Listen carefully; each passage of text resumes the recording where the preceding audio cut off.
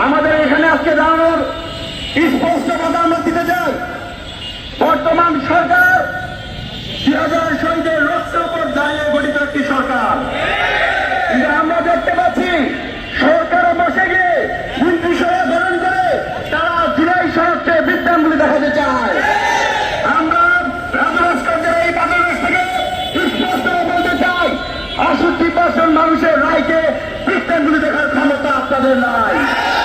আমরা দেখতে পাচ্ছি এই অভ্যুত্থানের মধ্য দিয়ে একজন নির্বাচিত নেতা 70 বছর পর বাংলাদেশে এসে জনগণের পর থেকে ভোটের মধ্য দিয়ে প্রধানমন্ত্রী হয়েছে।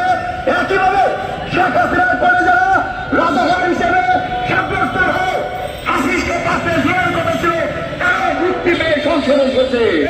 সুতরাং জুলাই সনদ গণভোটের রায় বাস্তবায়নের পক্ষে কোন প্রকার গরিবময়ী ছাত্র জনতা মেনে নিবে না। আমরা আজকে এই রাজভাস্কর্যের বাংলাদেশে বলতে চাই, সরকার ইতিমধ্যেই জুলাই আন্দোলনকারীদেরকে দায় মুক্তি দিয়েছে, আমরা তাদেরকে সাধুবাদ জানাই। সরকার আওয়ামী লীগকে সরকারি বিরোধী আইনে নিষিদ্ধ করে তাদেরকে আইন প্রণয়ন করেছে, আমরা তাদেরকে সাধুবাদ জানাই।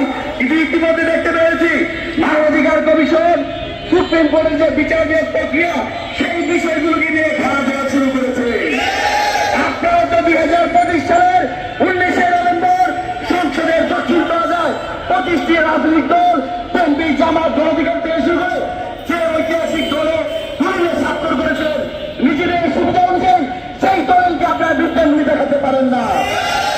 আমরা সরকারের প্রতি আহ্বান জানাই, বিরোধীদের প্রতি আহ্বান জানাই, অনতি বিলম্বে সংসদে জুলাই সনদ আইন বাস্তবায়ন করতে হবে।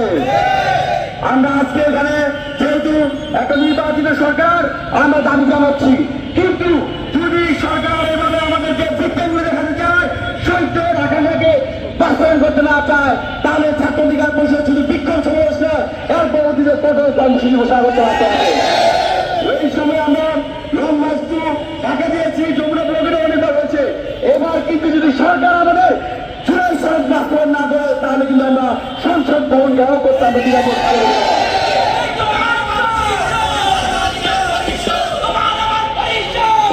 আমাদের বক্তব্য স্পষ্ট, গণভোটের যে রায় এসেছে সে রায়ের প্রতি সম্মান দেখে, শহীদদের আকাঙ্ক্ষার প্রতি সম্মান দেখে সরকার জুলাই সনদ বাস্তবায়ন করবে।